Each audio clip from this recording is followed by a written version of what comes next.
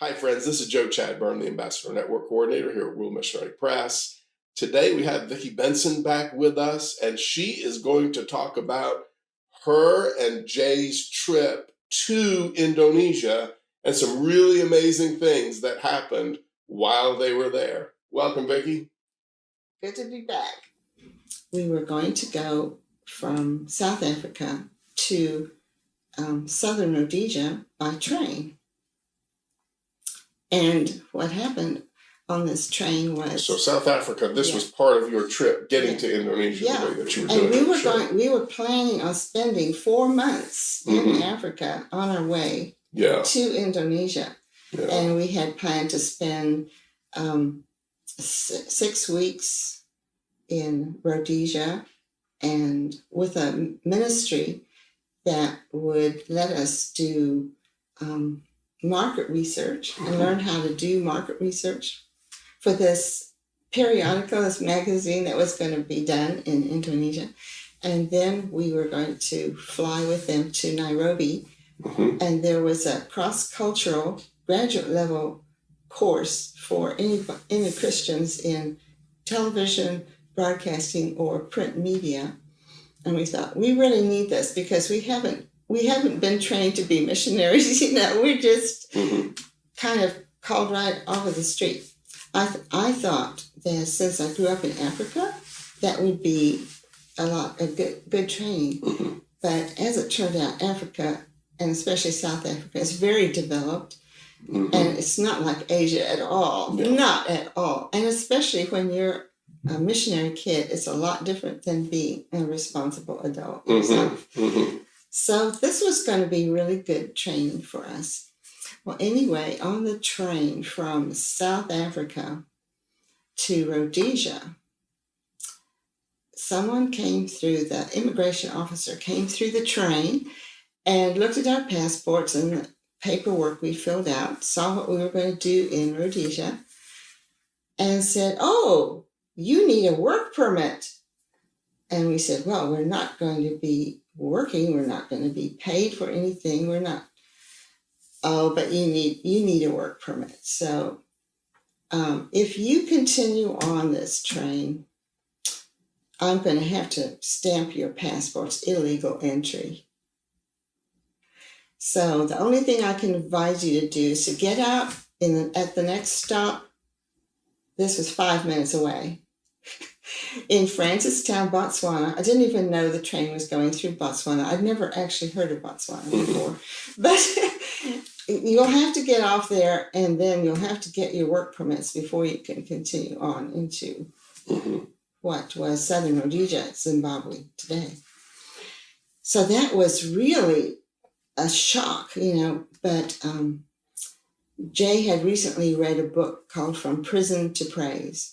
It's about praising God in every situation, knowing that God is in every detail of our lives and that we can praise Him for everything. And so his attitude was, "Well, praise God. I wonder what He has for us here in Botswana." And my first reaction was, "Oh, this is Satan trying to prevent us from getting to Indonesia." He's just... So it was very different. But it turned out Jay was the one who was correct. And God did have things for us in Botswana. And we got off the train, and they said, "It's not going to stop very long. You have to really get your things off fast." So Jay jumped off the train through the window, which we could lower all the way. Wow. He jumped off the train, and I was passing suitcases through the window. And then I went around and got off in a normal way, and we just barely got off. So I was sitting there on our baggage while Jay went to the office and saw what he could do. And it turned out, that we spent 2 weeks there. And it was such an amazing thing. We ran out of money because we didn't expect to have to pay for this little hotel in Botswana. And because we were running out of money, the mission there in southern Rhodesia thought they should do something for us. And because we were paying for this 4 months trip on our own. And because it was our idea to do it, and so it wasn't the mission we were going to be with. So it was like Jay was given an assignment because they said, we have a Christian magazine. We were going to feature on the cover story, we were going to feature Botswana. Mm-hmm. So instead of sending someone down there to do the story, we'll just give it to you because you're a journalist and you can write up the story and find out all about the religious life that's going on in Botswana. Mm-hmm. And we'll pay all your expenses and we'll pay you for writing the article so that we'll tide you over. So that was really perfect. We finally were given our permits. Mm-hmm. But this trip that Jay took to Gaborone was an interesting one for where he did this research. We went over to the travel agency, which was across the street. We were going to go with their vehicle to the airport. I wasn't going to be fine. I was going to stay by myself in the hotel for however many days it took for Jay to do his work there. And so anyway, the personnel in the travel agency, then they closed up shop, locked everything up, and all of us piled into a van. We went out to the airport and they opened up the airport, the passenger thing for the airport. They were the personnel also for anybody flying that day on this little airplane, South African Airways. And it was just so interesting. So I waved goodbye to Jay, and he did really good research while he was down in Gaborone. And he visited 20 different ministries that were doing work in Botswana and had their main offices in Gaborone. Well, it turned out Jay typed up all those names and addresses and mailed it off to World Missionary Press, thinking, well, they should know about all these people that are working there. And we thought no more about it.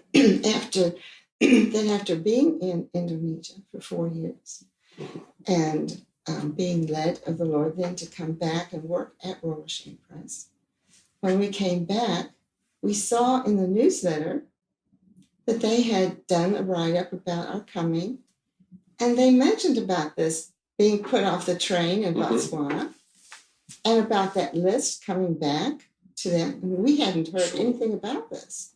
When it arrived here, unbeknownst to us, they had, World Missionary Press had received a translation of Help from Above in Tswana, the main language of Botswana. But they had absolutely no contacts for distribution. And this list arrives.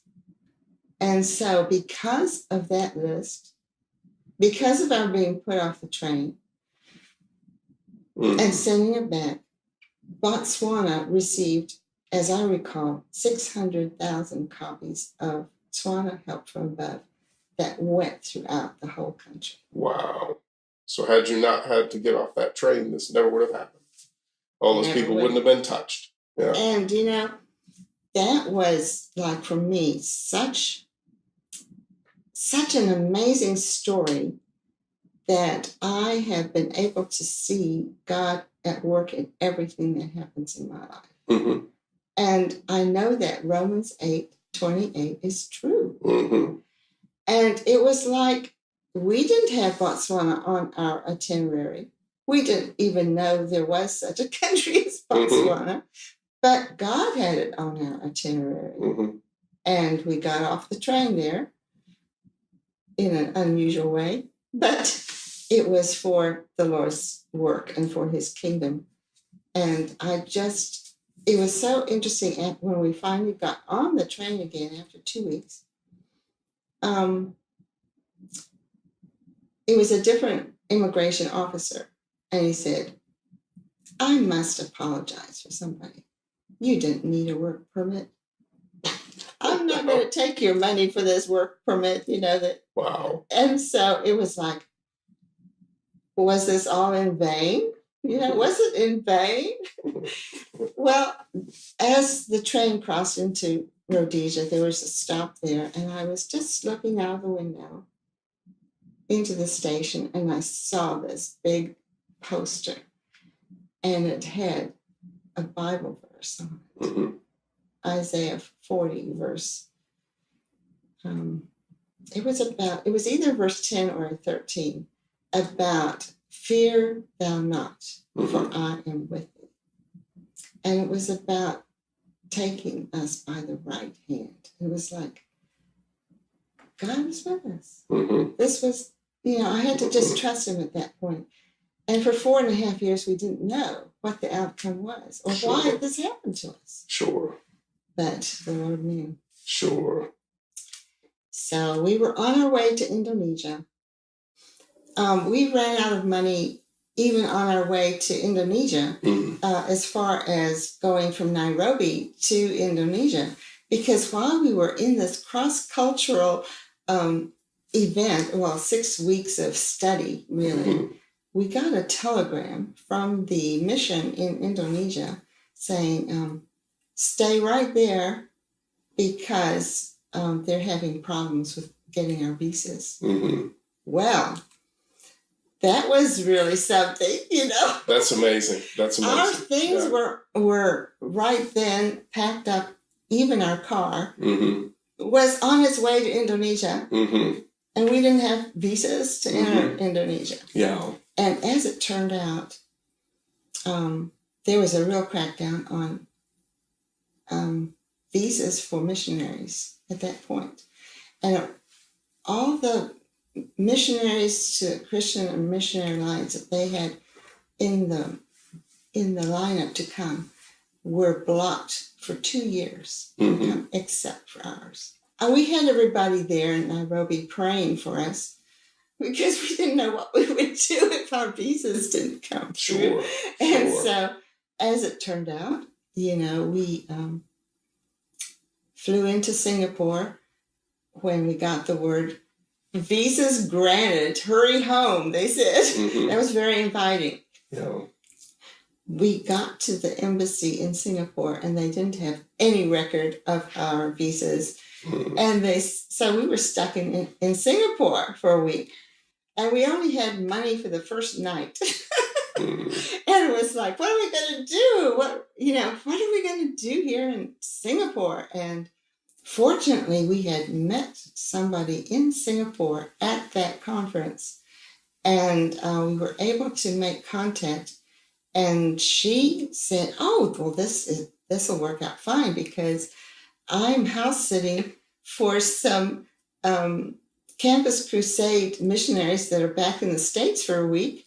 You can just stay in their house, And so it really worked out.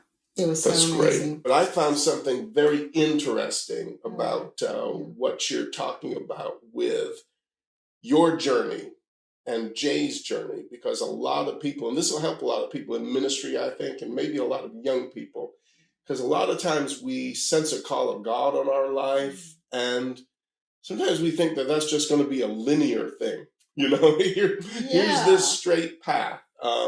Here's this young girl grew up in missionaries' home, and then they founded World Missionary Press. So it only seems logical that maybe she'll just be there with them the whole time. But the Lord had all of these other experiences to enhance you and your husband spiritually, intellectually, just experientially, in just so many ways that you're able to bring so much more as a result to World Missionary Press. So I find that amazing, because sometimes we think, well, this is just going to be a linear thing and this is my heart. But God will take certain things and we sense certain things in our spirit for missions, or it could be for a number of things. And we automatically assume exactly what our role and our involvement is going to be, exactly where we're going to be. And we kind of romanticize it in such a way sometimes that we can block the Lord out of it, because we have like these ideas of how things should be, how they're going to be. because of the way that we initially perceive them. But I find it very interesting. And of course, your story is not I'm not the only one like this. Yeah. Mine is as well. And a lot of people have these type of stories. So when you feel like, you're being detoured, you're really not. It's really, you're going to a wonderful place, because some of these little rest stops are places where your life is being greatly enhanced. You're being blessed, and it's all part of God's bigger picture, in that huge eternal puzzle that we can't see the whole thing, at the moment when we're in those circumstances and situations. And so sometimes what we think is detrimental is really a huge blessing, and a stepping stone to other things. Yeah. When we pick up on our next episode, we're going to talk about, we can still talk a little bit about getting into Indonesia, if there's anything that comes back to your memory, because these are wonderful stories. And then we'll talk about Indonesia and some of the doors the Lord opened and some of the things on the return trip. And it's amazing. So we're really looking forward to it, Vicky. And to all of our viewers, just thank you so much for tuning in. We love you so much. God bless you, and have a wonderful day.